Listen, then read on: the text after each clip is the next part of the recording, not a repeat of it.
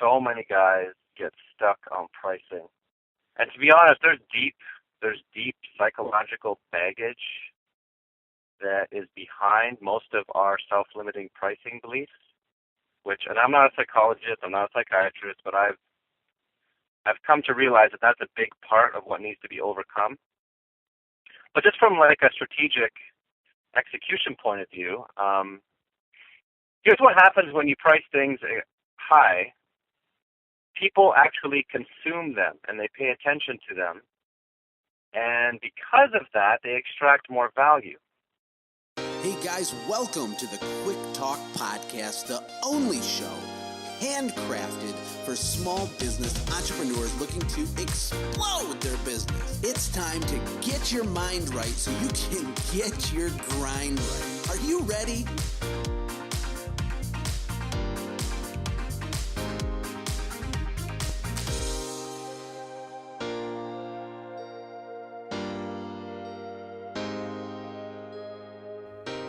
Hey guys, thank you so much for joining me. This is Josh, and you know that I am here to deliver you power-packed, relevant, actionable insights that you can use in your business immediately after listening to this podcast. Today, I'm joined by probably one of the most requested guests I've had so far on the Quick Talk podcast, Mr. Kevin Dubroski. Now, he is from Canada. I grew up in Michigan, so I feel like I'm sort of like neighborly with the Canadians, and they're definitely friendly people.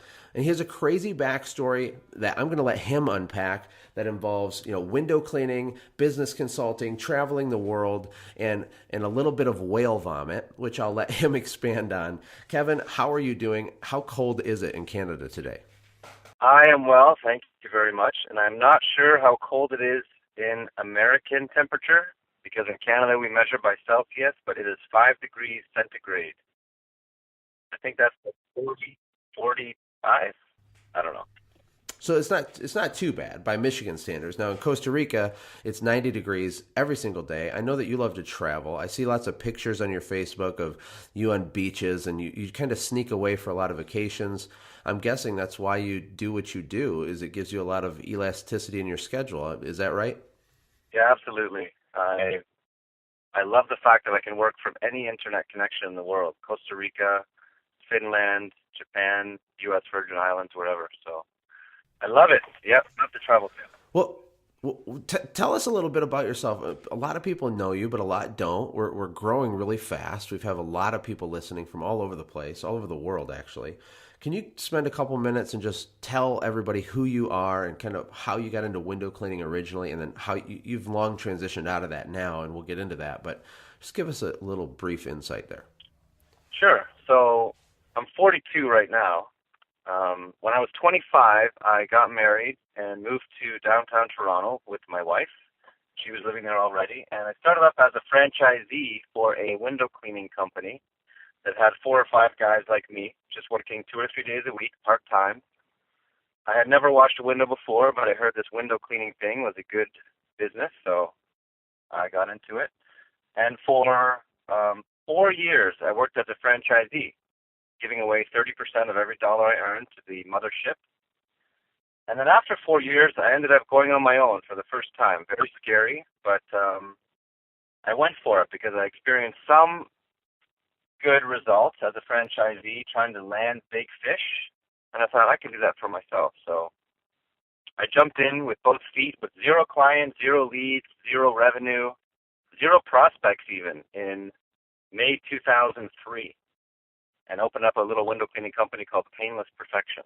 Well, and I remember Painless. A little bit of my history is you were a lot more established when I was just kind of getting into the business myself. And because I had heard about you on the forums, Window Cleaning Resource, everybody was following what you were doing. I remember you telling a story about a $30,000 month that you had. I'll never forget that, because I was just getting to the point in my business where I was thinking, is this really possible? Can you make $5,000-$10,000 a week cleaning dirt off glass? Because we all have self-limiting beliefs sometimes, and one of mine was just what the top end really was for my business. But your book, $600 an Hour, which was the first book of yours that I read, really just opened my eyes up. And really from about that time for me, is when everything pivoted. My mindset changed, and I understood the real potential with not just this business, but really any business. When you were at your peak with Painless Perfection, what was it that got you really interested in pivoting out of the window cleaning? Because you ended up selling that company, if I remember right. Can you tell us about that process for you and kind of what motivated you to go do what you're doing now? Yeah, sure.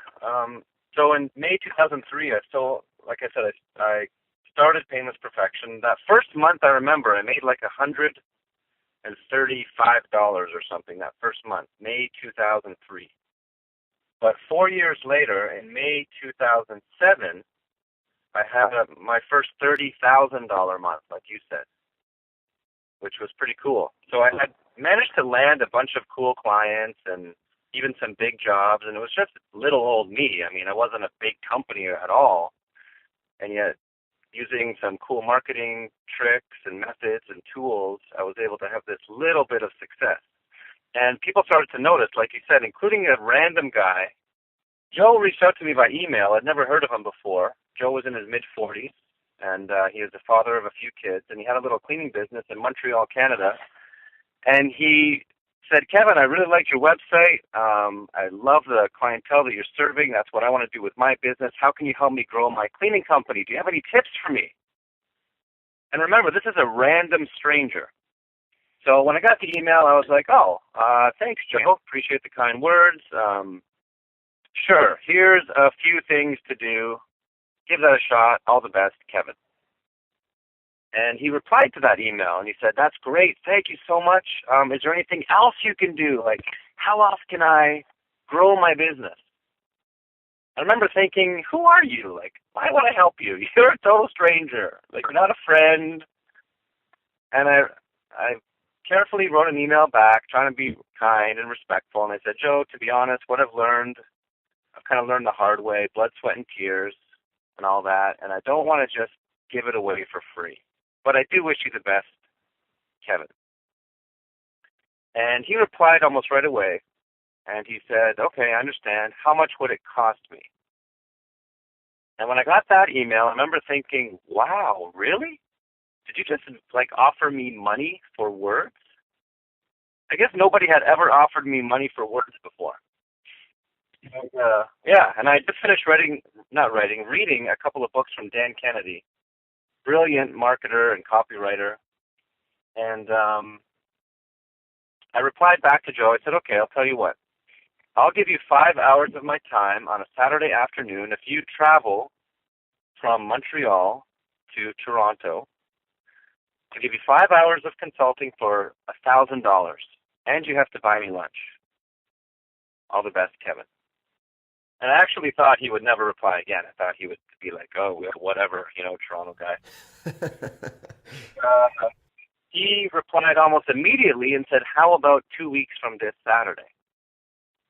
And I thought, wow, okay, cool. So 2 weeks from that Saturday, he came to Toronto.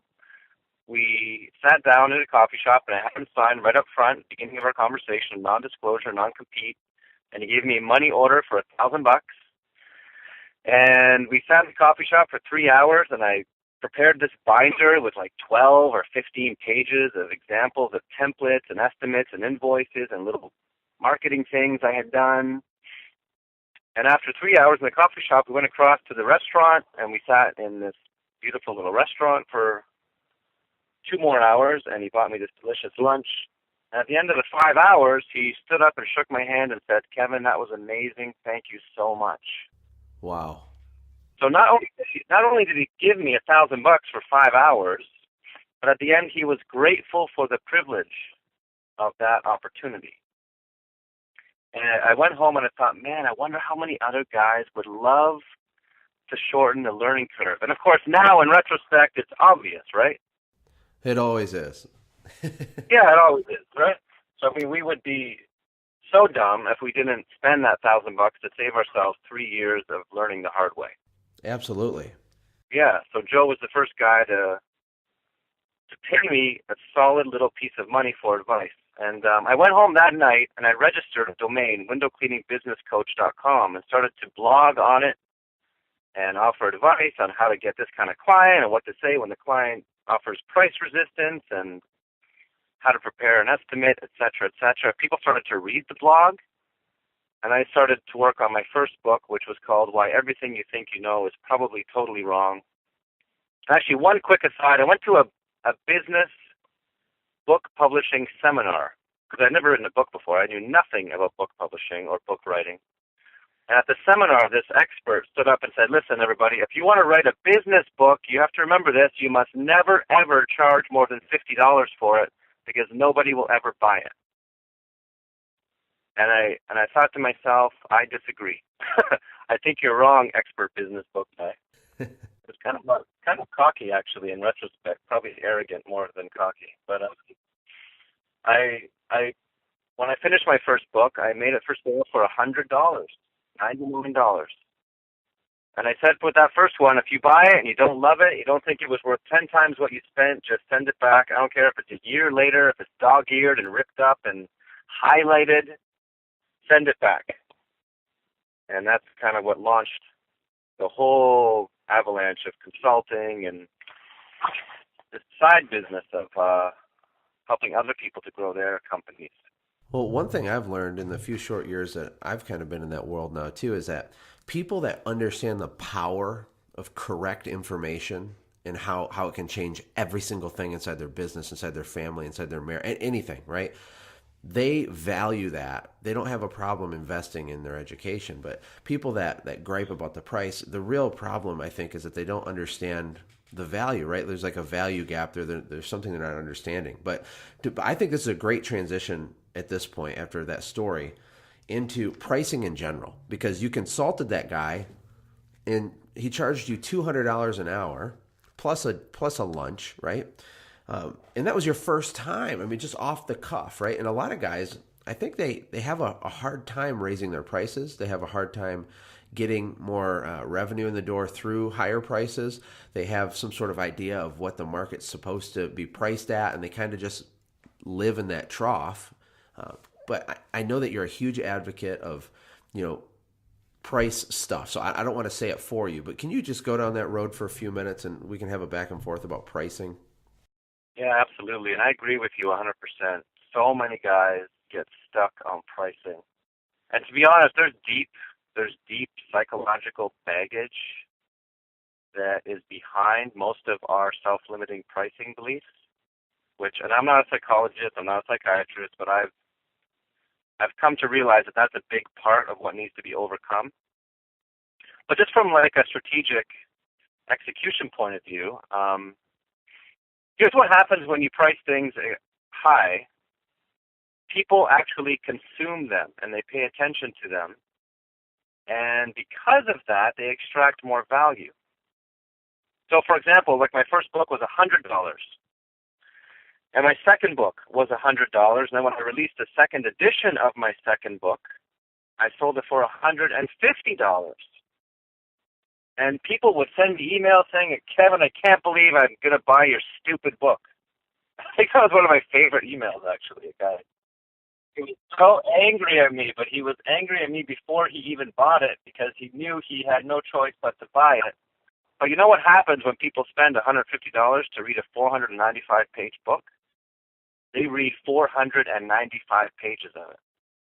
And they can't help but extract at least a few juicy nuggets of info. Even the worst book in the world, if there's 500 pages, you're going to be able to get something out of it. So, I'd like to think I didn't write the worst book in the world, but... No, it's a great book, actually. It's an awesome book. In fact, are we still talking about $600 an hour? That's the book you're referencing, right? Because that book has been for sale on Amazon for like hundreds of dollars because it's out of print now, right? So that's probably... that whole thing was just a phenomenon in the window cleaning world. I bought that book, and it changed everything for me. I paid full price for it, and it was worth every penny. And just to end this, my commenting, and I'll let you keep going, is it forces you to take action too, right? It's not just something you leave on your nightstand for 2 years, and if you don't read it, who cares because it was $12 at Barnes & Noble. You read it, you extract value, and then you apply it, right? Because you kind of have to, or else you're nuts. And why did you spend that money anyway? Exactly. Kevin, in regards to pricing for service businesses, I mean, you consult businesses in the tech industries and all kinds of industries now, but go back in time with me and give me some actionable pricing tips that people can use, in their cleaning, pressure cleaning, carpet cleaning, whatever, that they could use, right after listening to this podcast. Absolutely. So here's a couple. Number one, price has nothing to do with your own supply side costs. So, for example, pressure washing. If it takes you, let's say it takes a crew of yours, a 2-man crew, an hour. Most guys in the business would take those the hourly rate of those 2 guys plus whatever it costs to run the truck, and then do some little formula and multiply it by 1.3 or 1.7 or whatever. And they're allowing their own sunk costs to dictate what the client pays. So stop doing that. Number 2, never price according to time. So it's kind of related, but a little bit different. So again, the price that you charge for your services has nothing to do with how long it takes to deliver those services. Nothing. The only person who's hung up on that is you. Ouch. Yeah, it's true. And I say that as a friend. I say that because I want to help you. Let go. Let go of pricing based on supply side costs and on time. The only thing that should ever be used to determine the price that you give a client is the amount of value that you're delivering to that client. Listen up. Now remember, being self-employed is not the same as being a business owner. And if you are looking for a way to automate your business and build yourself a clear path to the dream that keeps eluding you, then check out my online small business bootcamp. It's a go at your own pace, it's power-packed, it's a mind bomb. It will help you understand exactly how to architecture out and systematize your small business right now, so you can finally be back in control. Go to windowwealth.com right now and check it out. Use the code MINDBOMB to save 30%. It's time to invest in yourself. Well, let me ask you a couple questions, just for people that maybe are a little confused here, okay? Maybe they're new in the business. Let's just do a sidebar about value. What is value? I talk a lot about value. In the business bootcamp I have coming out, there's a whole sections on creating higher perceived value and why that's important and how to do that. And in your book, $600 an hour, it's about value. But give me like a layman's term. What does that mean to a customer? You have Mrs. Smith. She has dirty stuff. You have the ability to clean her stuff. You're trying to figure out how to price it. How do you create more perceived value? How do you understand what her value really is? Just give me something about explaining value a little bit. Sure. You just used the most important word that can ever be used to understand value, and that is the word perceived.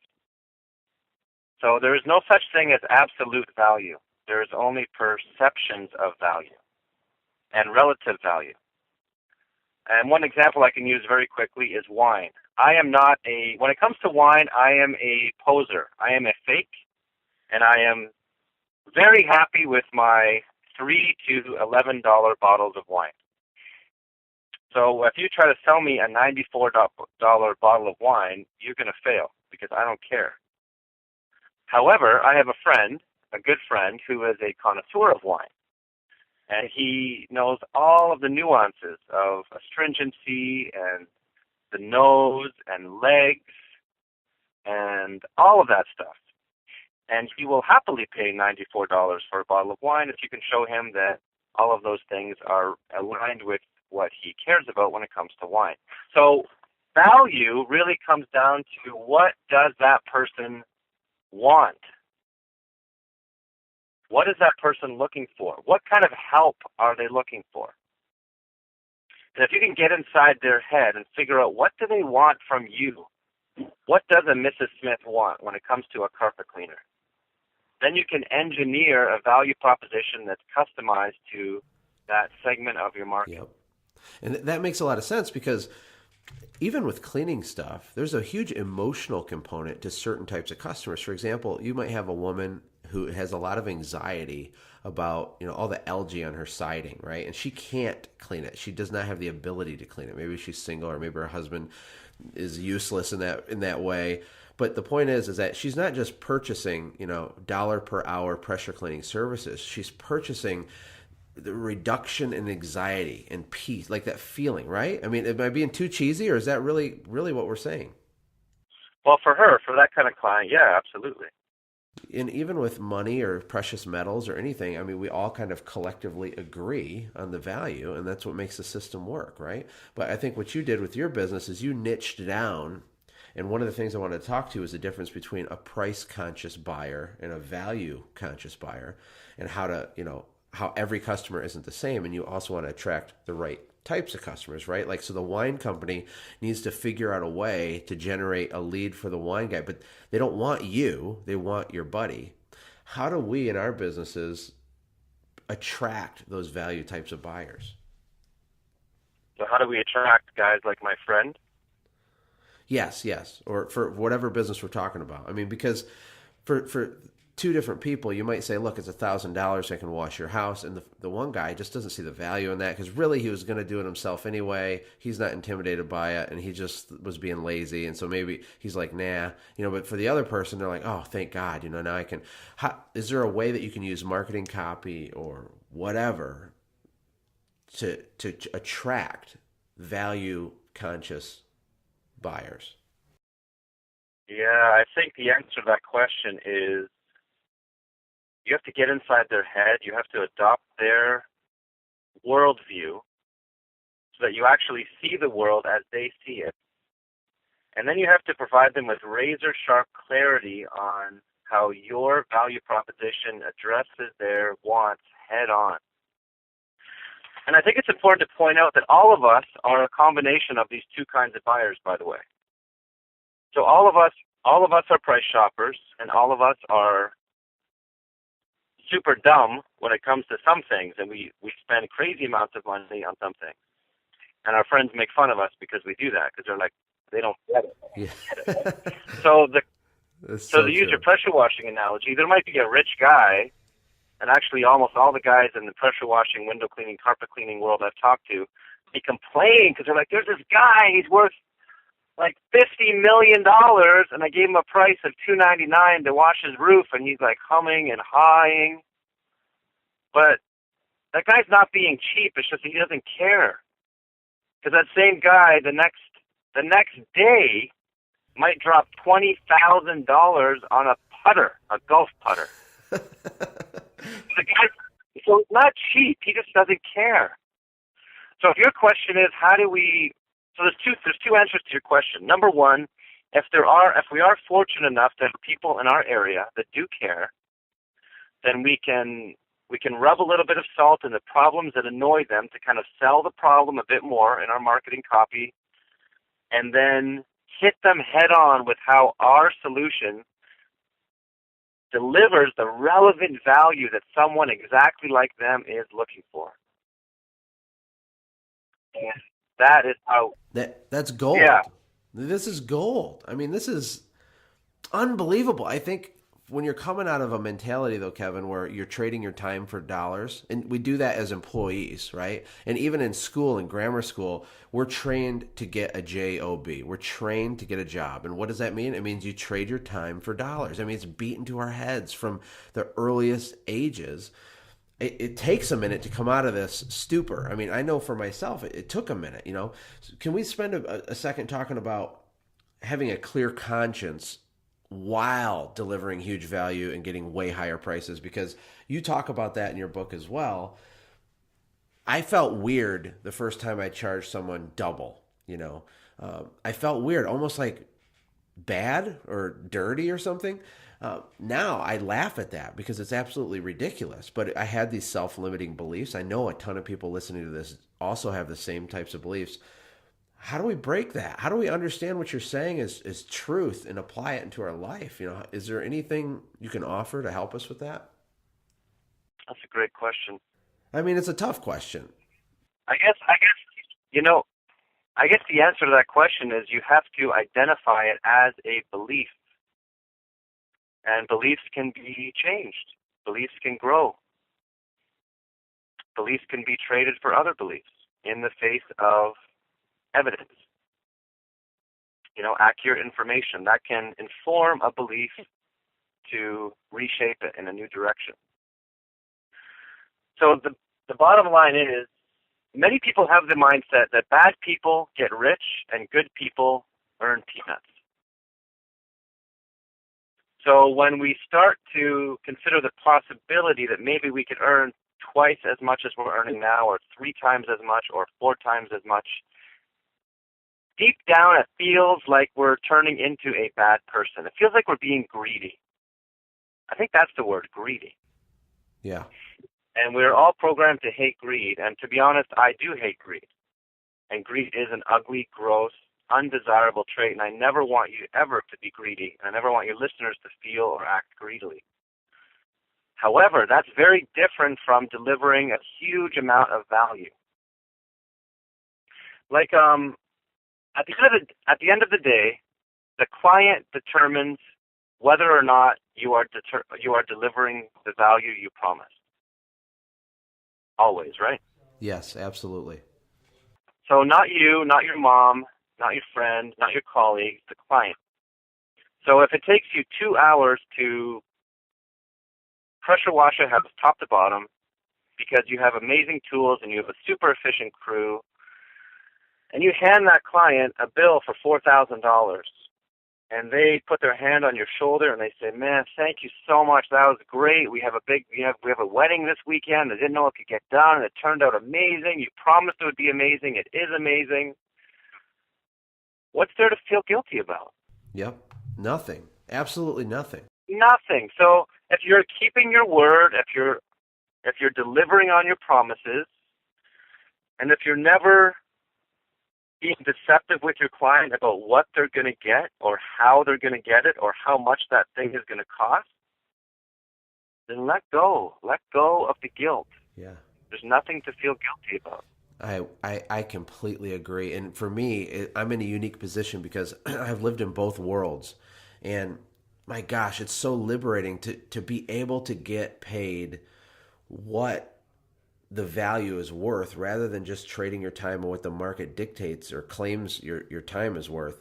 It's a freeing thing, because at the end of the day, the reason I had my business wasn't really to serve my clients. It was to serve my family, to serve me. It was supposed to be my slave. Now, the way that it served me and the way that it was successful was because I served my clients at a high level, created a great customer life cycle, delivered huge perceived value, was a man of integrity. Of course, all that stuff is true and important, and it needs to be in place, of course. But really, if we look at it the way that you're suggesting we look at it, sell value, create perceived value, stand behind your product, but let the customer enjoy and consume what you've delivered them. And they'll even like it more because they paid more. When you do that, you give yourself more freedom for your family, for whatever, because we don't just want more clients, Kevin, right? We want more profitability. And I always tell people you can get more money 3 ways. You can either get new clients, or you can get more money from your current clients, or you can do both, right? Well, obviously both is good, but my point is why do we not extract every morsel of profit that we can while maintaining integrity, while delivering what we promised? Why wouldn't we do that? And tons of people listening to this could literally double their prices, and it probably wouldn't affect their business hardly at all. They just don't believe it. Yeah, I agree with you 100%. I talk to a lot of guys who say to me, "You know what, Kevin, I'm already swamped. I'm not looking for more business. I don't want to bring on crews. So marketing and advertising, I don't need it. I don't need to advertise." Have you met guys that say that kind of thing in this business, Josh? Every single day. Every day. So if your listener, so maybe let me just speak to your listener for a moment. If you are a sole proprietor and those words have come out of your mouth, I have a very important message to tell you. You don't understand the power of supply and demand. If you want to work 3 days a week and keep it as a sole proprietorship and never hire anybody, man, I am with you 1,000%. And I will never try to talk you into something other than that. I don't want you to take on 10 trucks and 50 guys, I could care less. I want you to get what you want. However, if you only have 3 days a week to serve your local market, what do you think will happen to your prices if you have 1,000 people clamoring to hire you for those small snippets of time in your schedule? What do you think that would do to your prices in the next month, in the next 6 months? What if you had the entire city wishing and begging you to do work for them, but you only had 3 days a week? Do you think you could double, triple, quadruple your prices? Absolutely. Do you think that means that you could go from working 3 days a week to working 2 days a week? Absolutely. So don't ever trick yourself into thinking that this marketing, advertising, branding stuff is for guys that want to be rich and grow their business and take on 50 people. That's wrong. It's for you too. You can tap these simple principles to extract the maximum profitability from your little sole proprietorship as well. And along the way, sleep like a baby, have customers that rave about you, and build the life that you want. Are you looking for a simple way to get more sales, more referrals, and strengthen your customer loyalty? Look no further than sendjim.com. It was handcrafted for you as a powerful tool that will automate your follow-ups after the sale. Imagine being able to stay in contact with your customers all year long by pushing a single button on your smartphone. This is a space-age warp speed technology, and it will eliminate the chaos inside your business caused by trying to properly follow up with all of your leads and customers.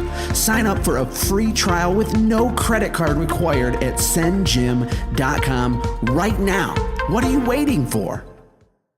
That's so powerful. I mean, it's so powerful. In my training series, Kevin, the very first thing I talk about with anybody is, what is your why? Think back before you jumped into the entrepreneurial, pool. Why did you start your business? Why are you doing this? What originally were you trying to accomplish? And all of us, it's so easy to drift away from that. And we just kind of get up and we're a slave and we do the stuff day in and day out, and we don't spend intentional time daydreaming about, what am I trying to do here? What do I want? Am I spending enough time with my wife? Did we ever go on that vacation I promised? Did I ever coach that T-ball team that I swore I would do? I swore when I'm a dad, I'm going to be the dad that does this. And all of this is still within our control, but it feels like it's not. And what you're saying is, take back control, right? Value your own self higher than you are. And why work 50 hours a week when you can make the same amount of money by creating some scarcity, raising the level of perceived value, doing some targeted, high-level, intelligent marketing, and then you could do the same thing in 2 or 3 days a week. And I do know guys that do that. This is not a pipe dream at all. It's literally the way that it is. There's single window cleaners that make $2,000 a day, and they go out for an 8-hour day by themselves. I mean, these guys are out there, but they're definitely rare. Mm-hmm. And those guys have the correct mindset, and they've realized all this stuff that you and I are talking about right now, and they put it to work in their business. That's the only difference. They're not geniuses, and they don't have any special insight. It's just that they've recognized the power of these simple principles, and they put them to work in their business. Yep. Do you mind if I just briefly speak to that mindset a tiny bit more about pricing? I think it's great. Roll, Kevin, whatever you want. This is good stuff. We are all products of our environment growing up. And everybody has heard that expression that we generally will earn an income that is the average of the 5 people closest to us, right? You've probably heard that. Yeah, I have heard that. So let me ask you, would you say that's true of you? Actually, yes, I would say it's true of me. And as my circle of influence has changed, my income's changed too. And it's not a coincidence. I do believe that 100%. Mm-hmm. Okay, so that being said, and of course our parents are some of those key influencers when we're in those formative years growing up, from childhood to adolescence and adulthood. Yep. So if our dad or mom, when we were growing up as a little kid, was a blue-collar worker and worked 40 hours a week and slaved hard, woke up early, never called in sick, worked like a dog, and made $60,000 a year, we would wake up thinking good, hardworking people make $60,000 a year. And subconsciously, that little price tag would be hung around our neck. But simultaneous to our upbringing, there will be a kid a few cities over whose mom or dad is a lawyer. And they work 40 hours a week, and they are honest and ethical, upstanding citizens. They are moral people. They help their clients. They deliver on their promises, and they make $300,000 a year. That kid, who's the same age as you, will end up growing up thinking hardworking, moral, responsible, honest people make $300,000 a year.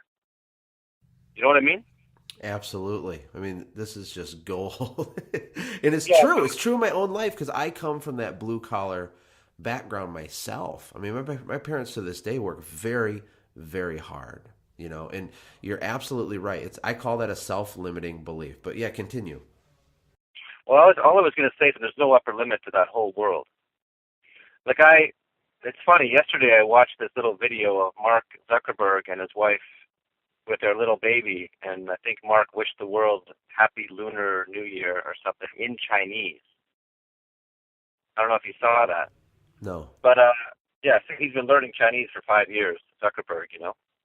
And he posted this little video of him talking Chinese for like 2 minutes. It's pretty impressive because Chinese is hard. But anyway, I was thinking of that little baby girl of his daughter. She's going to grow up thinking, you know, people who work hard and who help others, they should be worth $30 billion. You know, like I don't think she's going to wrestle too much with a self-limiting belief system relative to the rest of us. No, it won't be the same. It won't be the same, but perhaps in a weird, ironic twist, it will be limiting to her because she'll be like, well, 30 billion. Let's not get crazy, you know, like good people make 30 billion or they're worth 30 billion. But even that is bogus because it's a price tag that randomly was chosen by the people around us. Yes.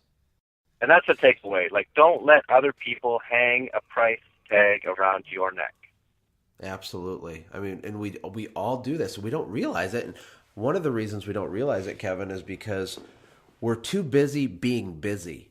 Like, for me, one thing I struggle with to this day is, like, if I'm not really busy all the time, I feel like I'm not doing a good job or I'm not working hard enough, and that's just not true. It's irrational, but it feels true emotionally to people. So we're busy doing really nothing, and it's really important, guys, to take time out to just think.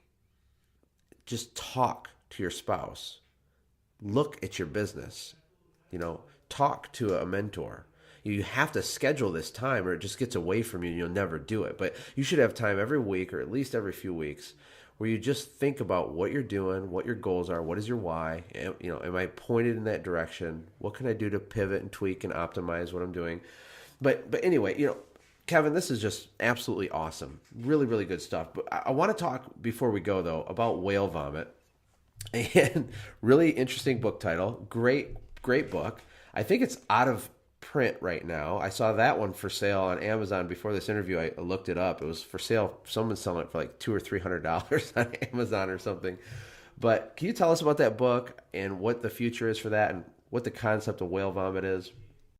So the sperm whale is that Moby Dick whale, right? That giant 60-foot long, weird rectangular head whale. And I think there's a movie coming out right now, or there's one out with one of those I forget the name of the actor. Anyway, about the story that inspired Moby Dick. So people probably will have the idea in their head of what a sperm whale looks like. But the sperm whale itself is this unbelievably amazing creature. It is the biggest carnivore on the planet. It has the biggest head of any creature on the planet. It has the biggest teeth of any creature on the planet. It's the deepest diving mammal on the planet. And it's just it makes the loudest noise of any creature on the planet. Wow. So among all these things, on this sperm whale's resume is its ability to dive for more than an hour at a time on one breath of air. And during that dive, it will go down a mile sometimes, almost a mile deep in the ocean. And it will look for giant squid to feast on. And giant squid themselves are the size of those little mini school buses. And sperm whales slurp them down, these giant calamari. The only problem with, loving giant calamari is that giant squids themselves have these razor-sharp beaks that they eat fish with, and these little hooks on their tentacles that they grab the fish with and pull it towards their mouth. So when the sperm whale is slurping this razor-sharp chunks of organic material from the squid through its digestive system, it actually has the potential to disembowel the sperm whale from the inside out. They're so sharp. They're like razor blades. Oh.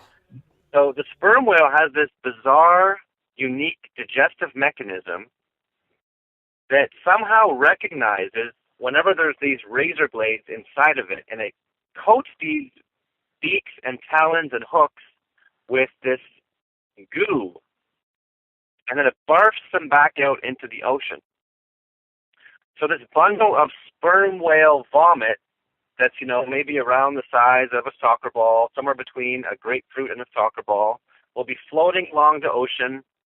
And the salt water, over the course of weeks and months and years, actually changes the composition of the whale vomit.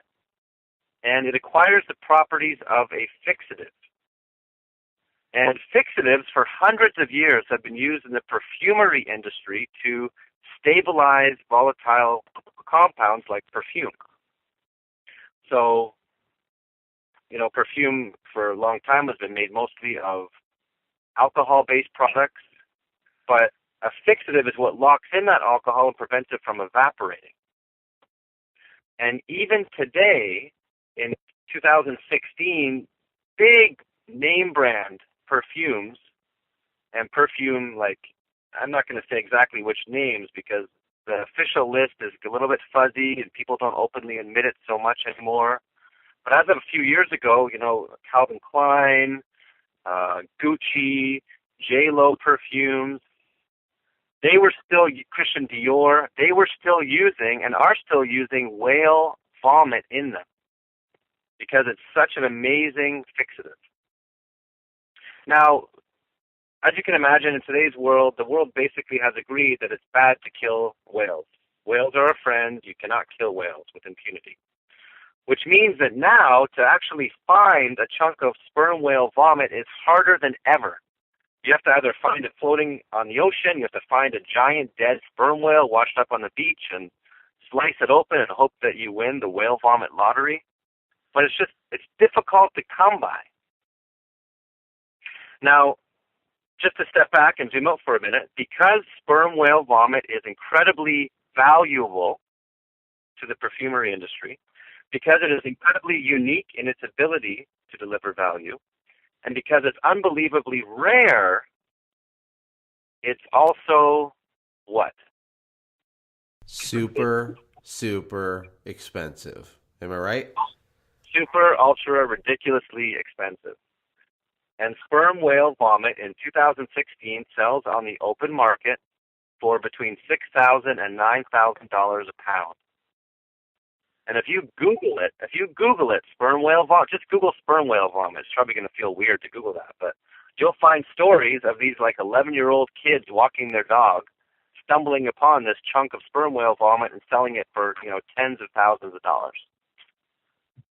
So my book, The Whale Vomit Method, is all about how we can turn you or your brand or your products and services into whale vomit by following that exact same three-step method, by ensuring you deliver relevant value to the market you're trying to serve, by ensuring you are absolutely unique in your value proposition, and then tapping the power of scarcity and manufacturing scarcity in many cases to extract the maximum revenue potential of your business from the market.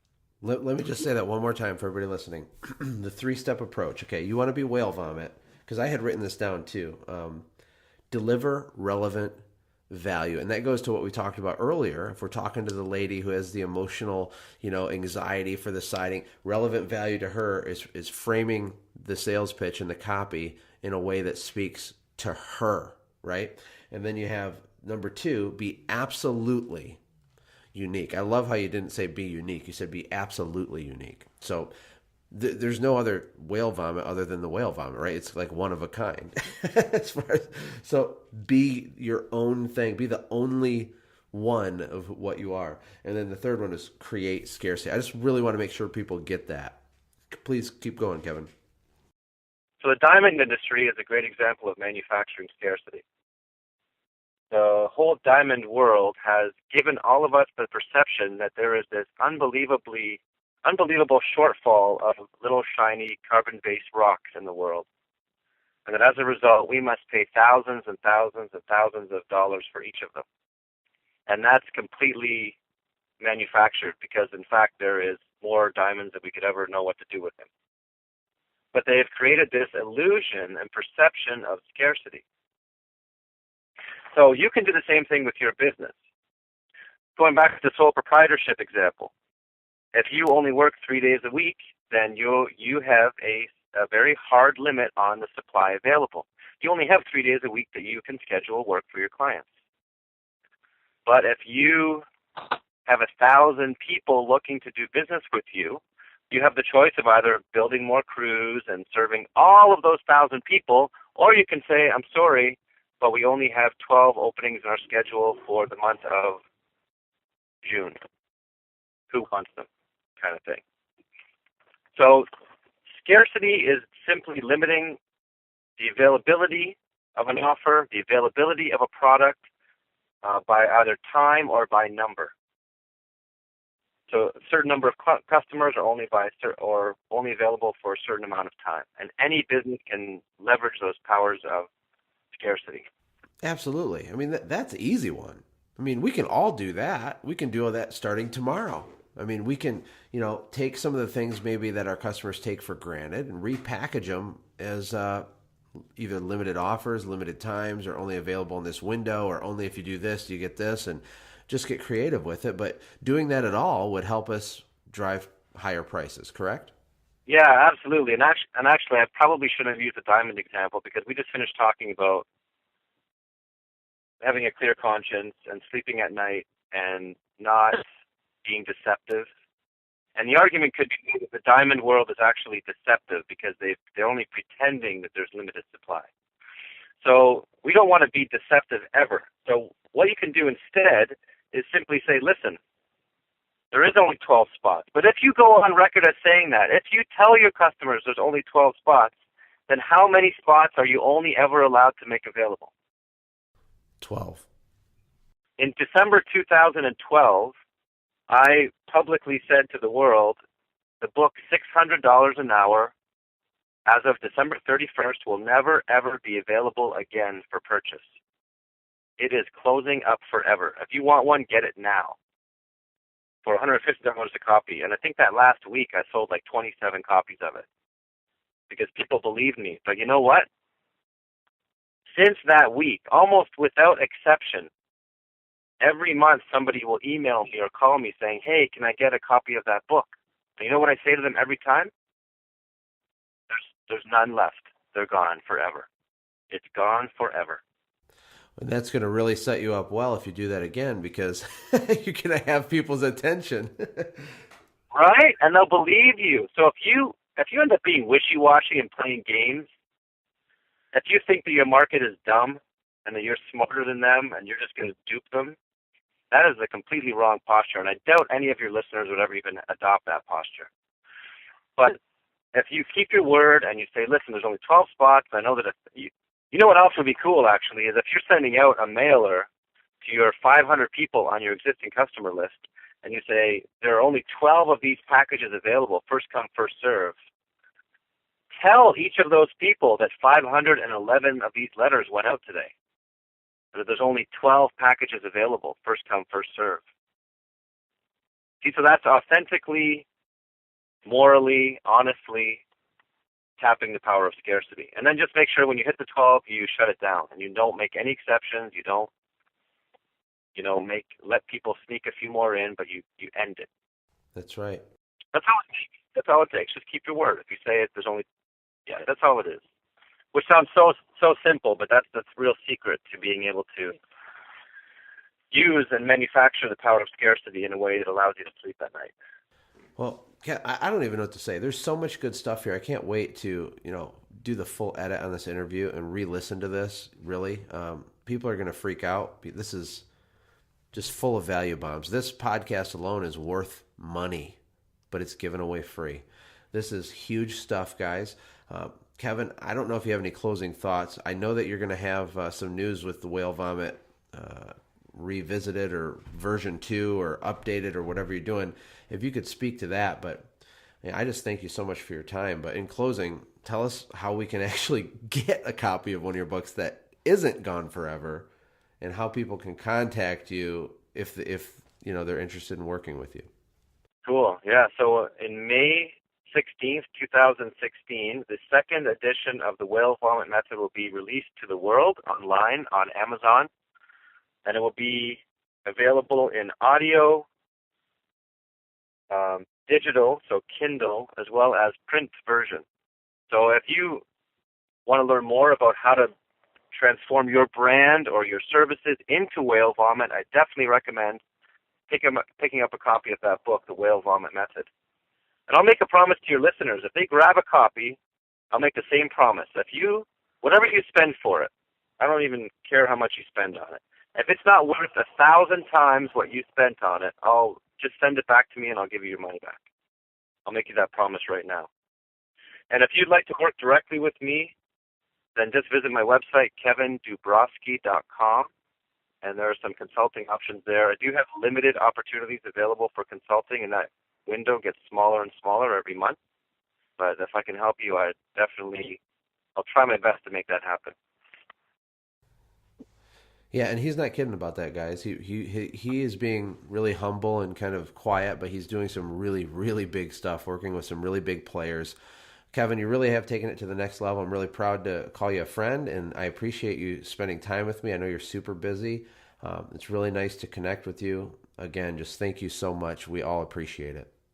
My pleasure. Thanks for having me on the show. Hey, thanks for hanging out, friends. And from all of us here at the Quick Talk Podcast team, we hope you loved today's show. We hope that you were inspired to become a doer and not just a listener. Apply what you've heard today in your own business and watch things change for the better. Lastly, remember that all the money in the world can't save your soul. Seek first the kingdom of God, my friends. We'll see you next time. For more information about the Quick Talk Podcast or Joshua's other businesses, visit our website, quicktalkpodcast.com. Have a blessed day.